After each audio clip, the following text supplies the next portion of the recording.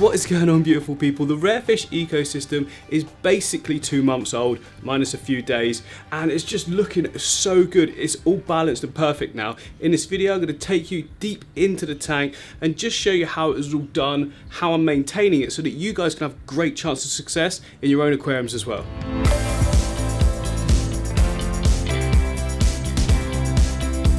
So the aquarium's now been set up for 2 months and the plants have gone crazy, but let's just see what we did to start with. Initially I got hold of some pea gravel from a garden centre and cleaned it all off. I then put the gravel in media bags with plastic zips, it's all plastic so it's all good, and put them at the bottom of the aquarium. I then did the same with the aquasaur and laid it on top. It was then just a case of capping the whole lot with some sand and then putting in our hardscape. I went for structure wood on this one, nice big pieces for big impact.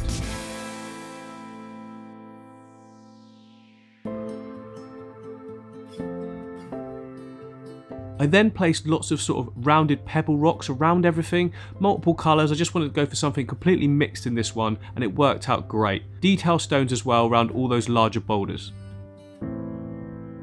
I then wrapped Taiwan moss around the wood and on some of the stones and placed ferns in and amongst all that wood as well.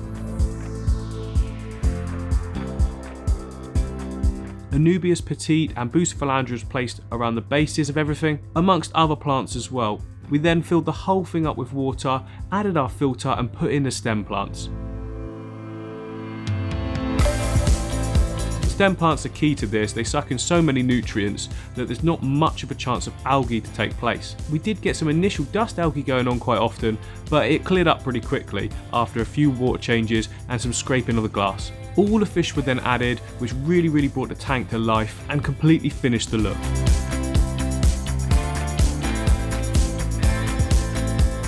And then 2 months later, I think you can agree, we have achieved success.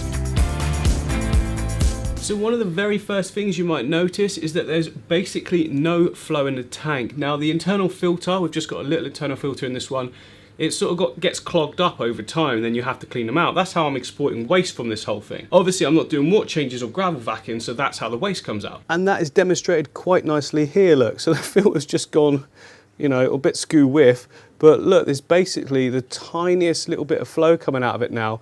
Nothing that's going to make any difference to a tank of this size.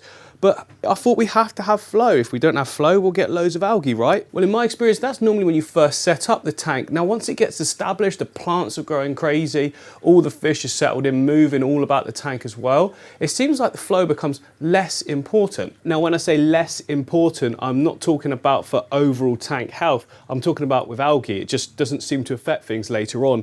But in terms of like maximum plant growth, having flow in your tank seems to be so much better than not. For instance, I've had a few no filter tanks before and the plant growth is so slow, and that's because the nutrients or anything you've added to the water is not getting pushed around all the plants, so they're not taking up those nutrients. And to be honest, that actually makes sense with this tank.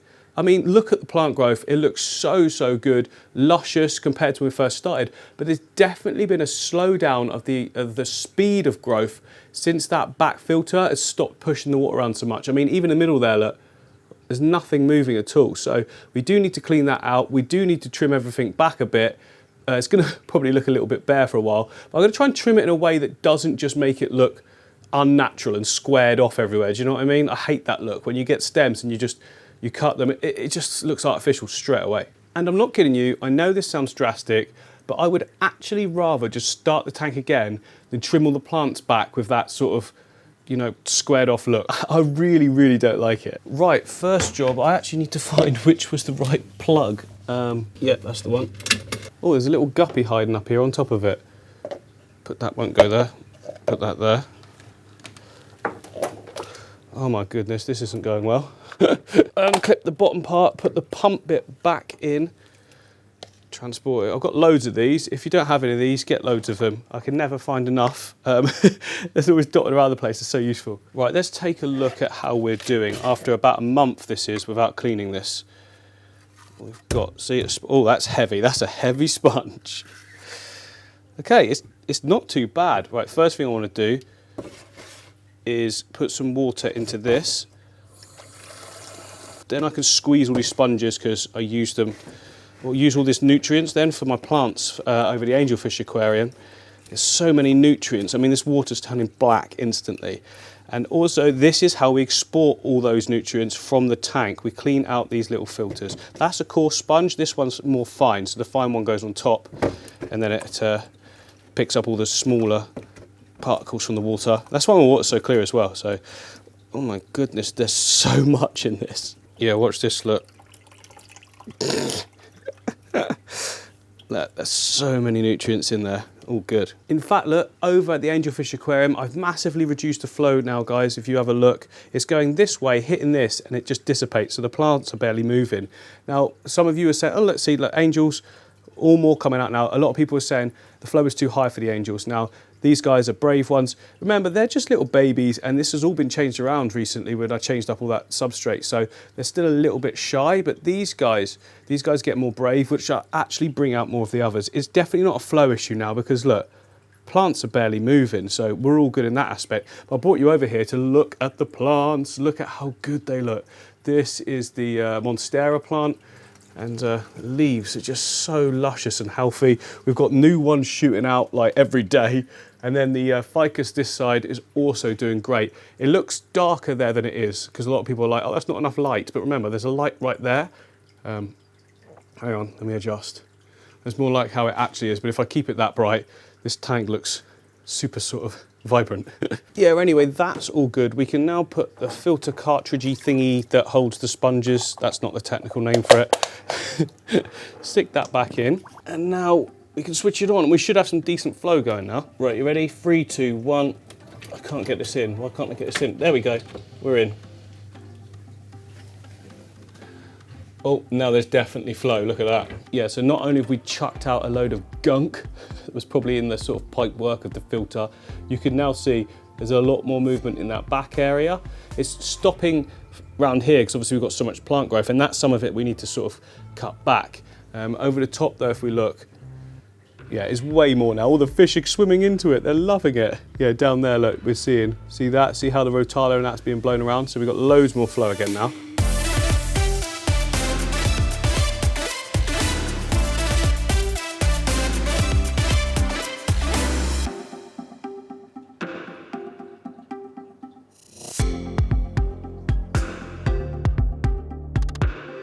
Right, so where do we start? I want to start with this plant here. I mean, it seems an obvious choice. This is Rotala macrandra, beautiful plant. I'm going to snip it down low because I want to replant it.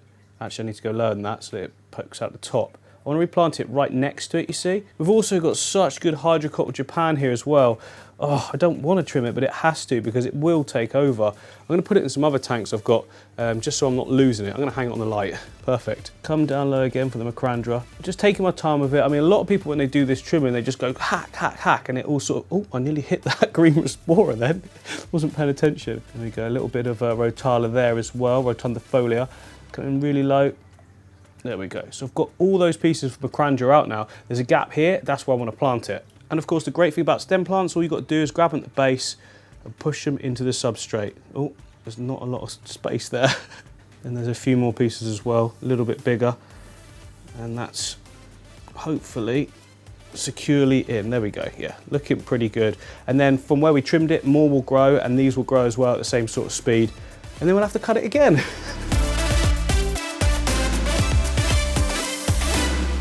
Right, so I've hacked back all the hydroculture Japan on that side. I've also done the same on this side. There was a big clump of it there, and it's just that nice tidy patch there now.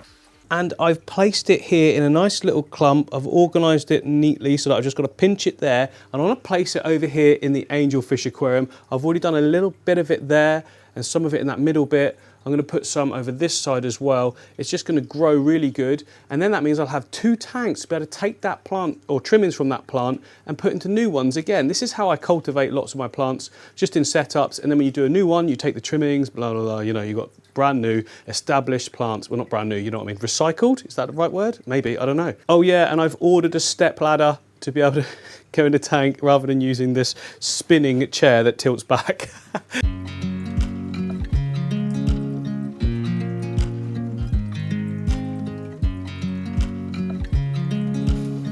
There we go, just a little bit more interest in detail in those little sort of areas. It'll grow and intertwine with sort of everything. It looks so good when it does that. Looking forward to that. I will be adding more and more to this tank as I go. I just know it.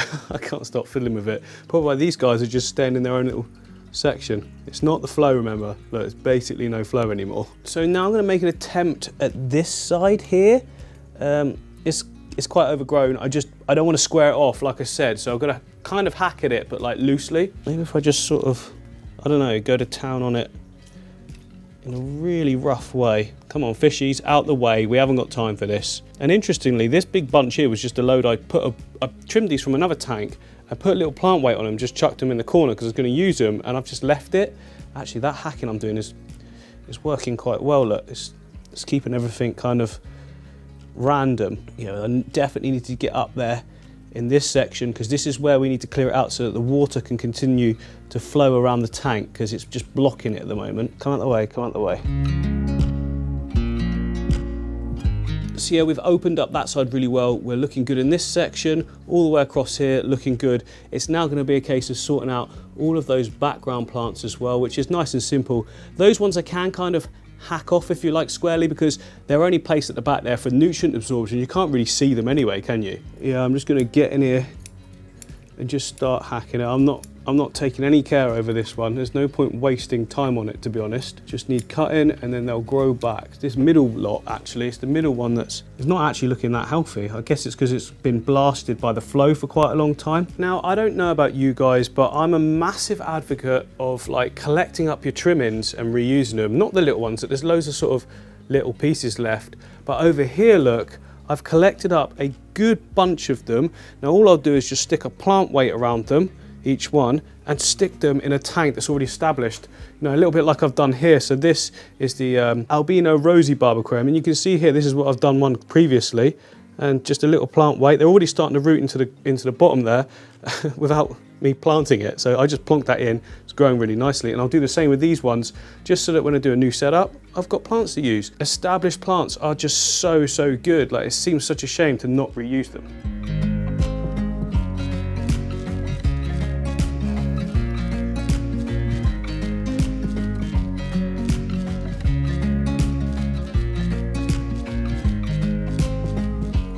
So that is all the stems trimmed back, looking good. We've got great flow around the tank now, but I'm taking a look at this moss. It looks kind of perfect at the moment. I love the sort of, you know, like wispiness to it. It looks so natural. But the problem is, if I don't give it a little trim up, like now, it'll get too big in no time. I'll forget about it because it'll be like another month or two before we do another maintenance session, and it'll just get out of control and the stuff underneath will start to die off. So I'm going to give it a little trim up now, and hopefully it'll just keep it in check. Not completely sure why I'm saying hopefully there. I mean, it will keep it in check, won't it? I mean, I'm not going too short because it's not that big anyway. I mean, this one actually quite is. Look at the amount of gunk that it's harbouring though. Like, moss catches dirt big time. Some people like to suck out the moss as they're trimming it. I'm not worried. If it wants to go and settle somewhere else in the tank and start growing there, I think that's brilliant. You've got like another free collection of moss dotted around the tank then. Pretty much like that of all my plants, to be honest. A lot of the stems I've done here, some of those will get caught up and they'll start growing in other areas of the tank as well.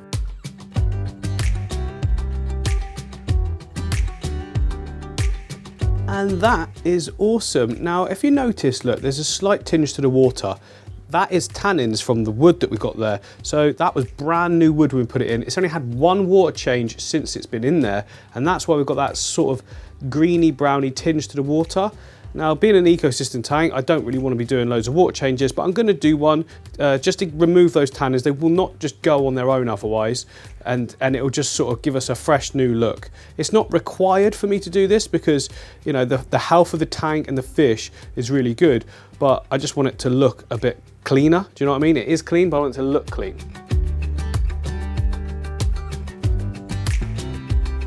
So after I've done that water change, stirred up a load of sort of debris that was on the bottom area. There's loads floating on the surface. So what I like to do now is just attach this surface skimmer.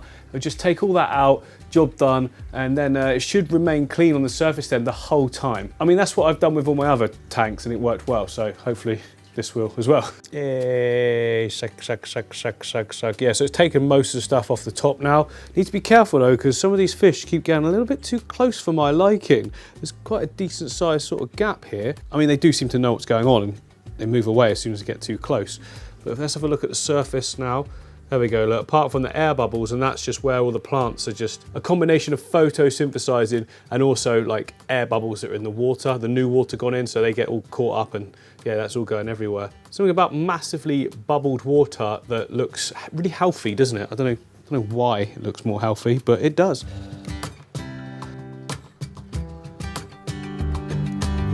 It is now the next day. The tank is looking absolutely fantastic. So glad I decided to do that water change. And that is purely because the water is looking so much more clean and clear. Do you know what I mean? I'm not a massive fan of tannins in water unless it's specifically a tank designed for it.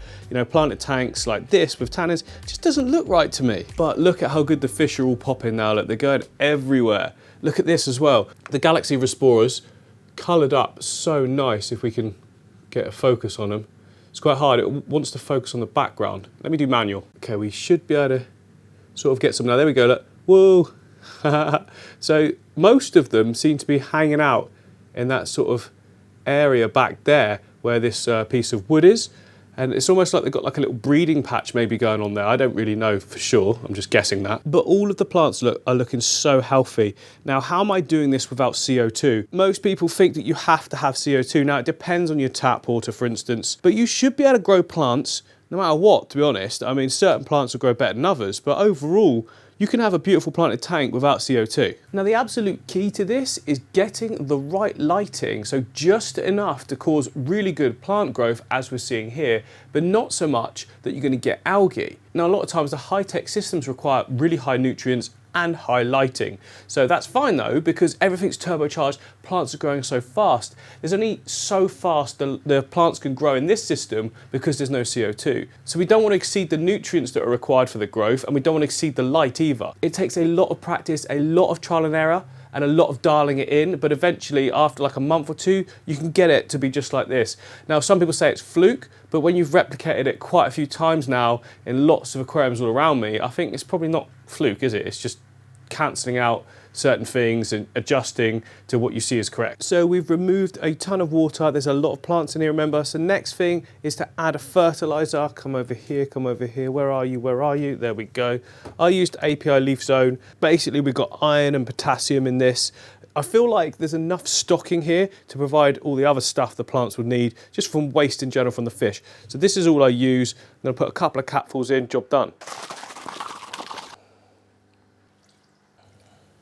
And that is basically it. Everything done that is required for this, probably now for another month or so. And with regards to fertilising, guys, what I do is I just watch the plants. The plants will tell you. And the first sign of any sort of malnourishment, is that the right word? Malnutrient, I just add in more of the leaf zone, and that just keeps everything looking luscious and green, as you can see here. And as usual, guys, I hope you've enjoyed this one. If you have, don't forget to do me a favour, hit the like and subscribe button, and I will see you on the next one.